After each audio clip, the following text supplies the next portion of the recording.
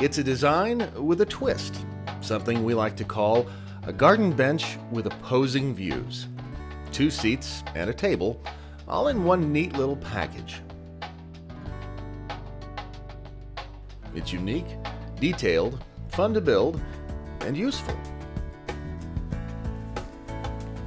So whether you have a gorgeous view of the mountains off to the east, or a stunning view of the ocean off to the west, either way, this garden bench with opposing views has you covered. The thing I really like about this project is that we can get it done in basically 4 steps. The frame, the back, the seat, and the legs. And each step is really customizable so you can make this exactly what you want it to be. We're using pressure-treated southern pine lumber to build the bench. That way it can withstand whatever Mother Nature throws at it without worrying about insect attack or rot. The frame is made from a 10-foot length of 5/4-inch deck board and an 8-foot length of the same material. To start, square off one edge of both of the boards and then rip them both to 3.5 inches wide. Next, cut 2 lengths to 6 feet long and from the remaining material, 5 pieces to 14 inches long each. Lay the 6-footers on your workbench and make marks at 2, 3, and 4 feet. Measure and mark in from each edge 1/2 inch. Then drill pilot and countersink holes at each mark.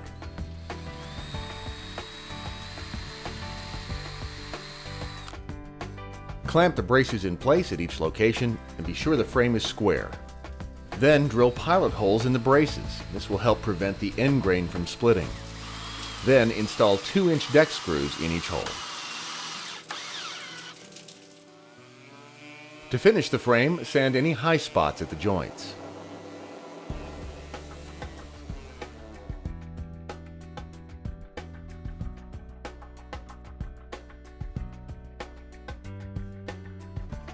All right, next up we're going to make the back, the supports really, and they are ripped from a piece of 1x6. We've ripped them down to 3 3/4 inches.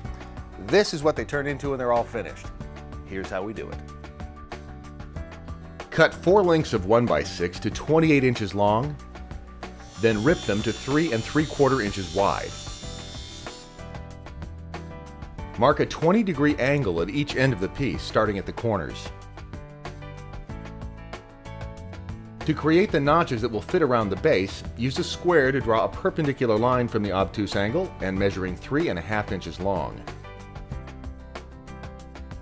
Then draw another short line at 90 degrees at the end of that line. At the top of the support, draw another right angle at 3.5 inches in. Then use a miter saw to cut the angles from the ends.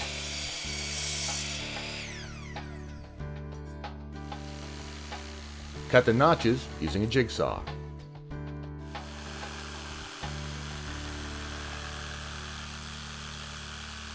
When they're done, you should have 2 sets of supports. Each pair needs to be identical, so you may want to consider gang cutting them. Clamp each set of supports in place and use a square to make sure they sit perpendicular to the frame. Mark the locations for 4 screws. They should be roughly 1 inch from each edge.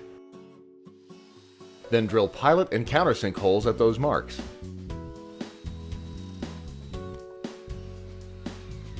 Clamp the supports against the frame and install the screws.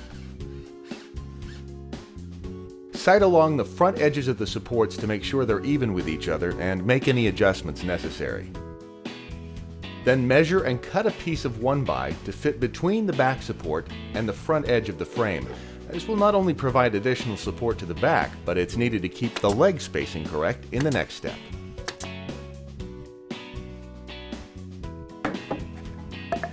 You know what this means? It means I changed my mind a lot when I was making the legs on this project. As a matter of fact, in the prototype, I actually used balusters from some decking that I had left over. I like them, they just weren't quite as beefy as what I was looking for. In the end, this is the model that won out, and here's how we make them.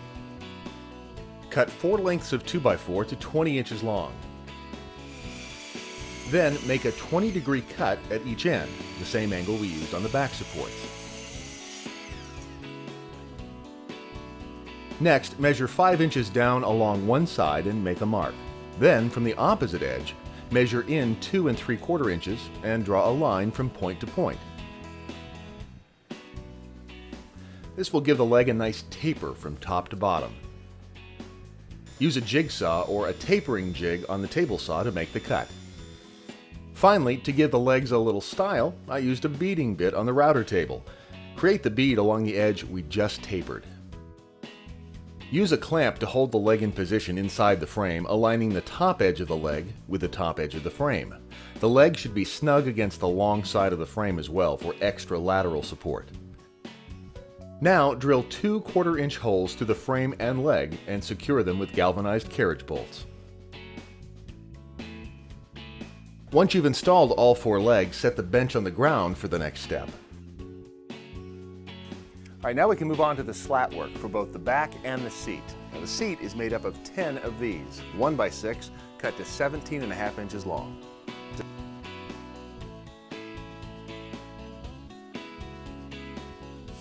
Once you've cut the 10 slats to 17.5 inches long, mark 6 of them with the locations for 4 screws. They should be positioned 1.25 inches from each end and 1 inch in from each side. Drill pilot and countersink holes at the 4 locations. Then use a roundover bit on the edges of the 6 slats to soften them up a bit. Then measure in from the end of the bench 12 inches and mark both the front and back of the frame. Center the first slat on these marks and use a scrap of 3/4-inch wood to ensure the slat overhangs front and back evenly. Clamp the slat in place and drill pilot holes into the frame, then install screws into each hole.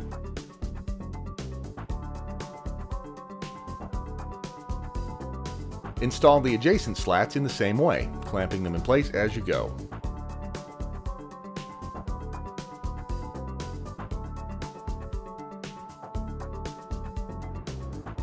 For the slat closest to the table section, measure and mark the location of the back support.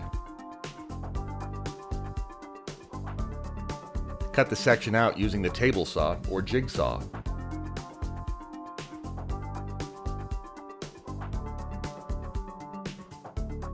Next, measure and rip the slat so that it wraps around the support about 1/2 inch. Mark and drill 2 pilot and countersink holes along the front edge and 1 at the rear. Then use the roundover bit along the edges. Then install the slat using screws, glue, and finish nails where necessary.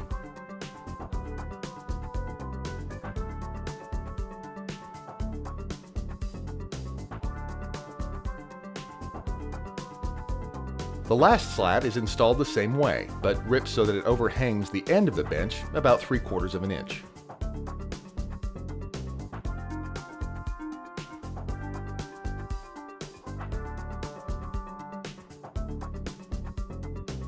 Simply repeat these steps for the other end of the bench. The back is made up of 10 of these. This is another piece of 1x6 cut to 25 inches long, but then ripped in half.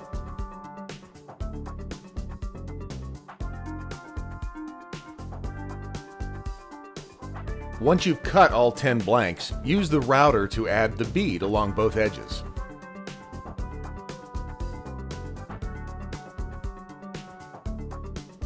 And to round over each end. We'll install 5 slats on each end of the bench. Use a piece of 1x6 as a spacer, laying it on the seat and against the back supports.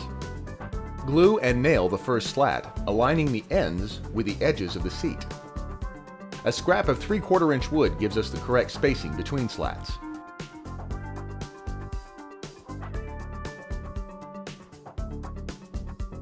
Once the back slats are installed, it's time for the last step.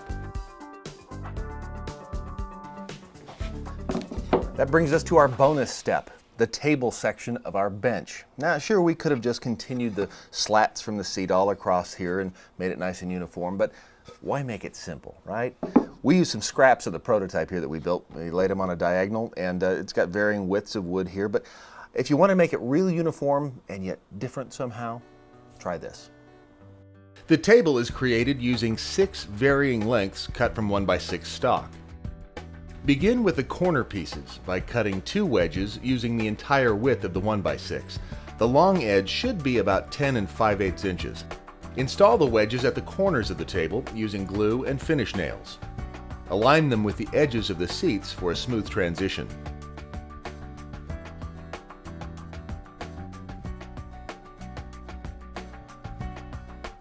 Next, measure and cut the second set of strips. The shorter edge should measure the same as the long edge of the first pieces installed. Glue and nail them into place, then measure the remaining width to be filled. Divide this measurement in half and rip 2 lengths to fit. Cut 2 45-degree angles at each end to align with the front and side of the table and install.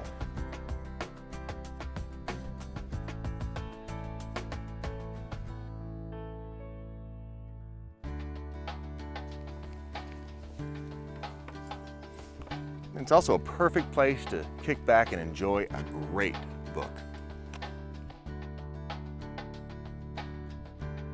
For detailed instructions on the finish we gave our bench, visit bradstaggs.com and check out realoutdoorliving.com for more great projects using wood. It's real.